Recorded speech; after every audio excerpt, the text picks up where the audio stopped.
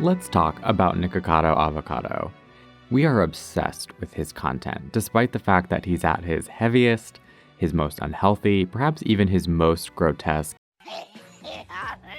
No, my bad, I'm sorry. And yet somehow all of that equates to him being at his most successful. We've been transfixed by gluttonous content for quite literal centuries. And so our obsession with Nick, and ergo his gluttony, isn't new in a historical context, but there is something very fresh about it. And it's the fact that he himself is able to capitalize off of it. His YouTube channel is extremely successful. The main channel has nearly 3 million subscribers. He has a secondary channel that's about to approach 1 million subscribers. In the month of October of this year alone, he had 16 million views on that channel. Simultaneously, he's the victim of widespread ridicule, but also the master of it. He very easily makes 6 figures a year off of a largely unkind audience. I have no interest in giving Nick too much credit individually because I think he's just fitting into a larger category that we're seeing on YouTube or in digital media in general. There's a trope that I think he exemplifies, but does not individually constitute. So let's try to abstract away some of the characteristics of his content. First and foremost, a lot of his videos center around his weight, either directly or indirectly. There's an obvious struggle with mental health that he shares with us. There is also a massive amount of content. This person is chronically online and has been for years, and that's led to also kind of this documentarian approach. People have an idea of this historical trajectory of their lives.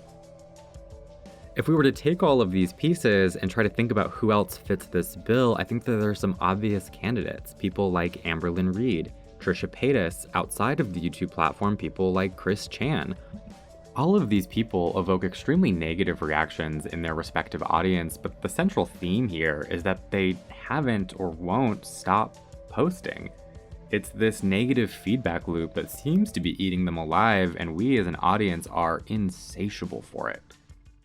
And so the question obviously is, why would someone do this? Why would someone gain hundreds of pounds for YouTube money? Not intentionally, I think that's for fucking sure, but there's a cycle here that I think contributes to this phenomenon. If you're familiar at all with online gaming, you might have heard the term power creep. It's the idea that upon the release of an expansion pack or new content that's ultimately more powerful than anything that the game has already seen, it renders the things that came before it underpowered or less useful in the long run. And I think that idea lends itself really well to our understanding of Nick if we think about it in terms of shock creep. Every small, benign increase in shock value ultimately leads us further and further away from our starting point. And that's where I think these YouTubers are getting caught in this loop where they have to produce shocking content because it leads to more views and more engagement, which naturally leads to more income, thereby necessitating an increasingly shocking video.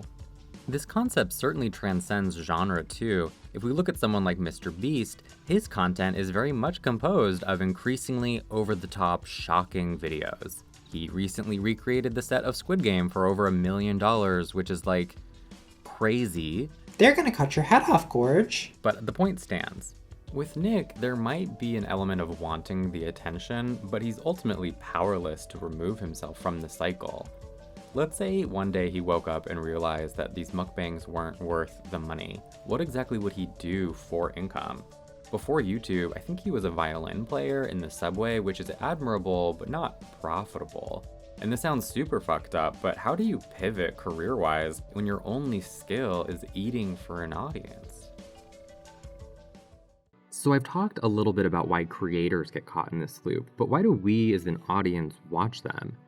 In my research for this video, I went back and I rewatched a lot of Amberlynn Reid. She's a YouTuber who vlogs largely about her weight loss journey. And there's a lot of parallels between her and Nick, especially in the emotions that they evoke in the audience. People often report feeling shame when watching content like hers. And this shame, though, for some, especially in the context of Nick, transforms into something else entirely: anger or villainization. And so I want to concretize this as some sort of pseudo-psychological pipeline. We start with taboo watching. We know that we shouldn't be watching people like Nick or Trisha have total meltdowns on their kitchen floor. But between you and me, we really like it. There's something very satisfying about these videos, and that evokes potentially some guilt or shame. However, it's harder to feel guilty if the person you're making fun of is bad. And so from here, the language of abuse is invoked to justify our original watching. Nick and Trisha and Amber, well, they're liars, they're manipulators, they're gaslighters. We're not hate watching, we're just keeping tabs on bad people. And we love feeling like we're better than bad people. I'm smart, you're dumb. I'm big, you're little. I'm right, you're wrong. We can feel insecure, log onto YouTube, and sigh relief that at least we're not like them. We're not fat, we're not crazy, we're not mean, we're not losing control of our lives. We're not making money like they are, but even on that front, it's pretty easy to villainize them. I love watching poor people. They struggle. Oh. They're gonna cut your head off, Gorge.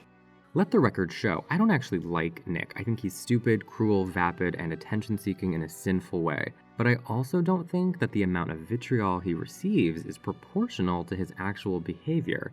Same with Amber, and same with Trisha. Maybe it's just the meanest parts of ourselves who enjoy this, and Nick and Amber are just the unfortunate souls that get caught in this loop. Victims and beneficiaries of our psychological instinct for macabre voyeurism. We love to be assholes on the internet. And there are people who can turn that into a multi-million-dollar career. I'm 30.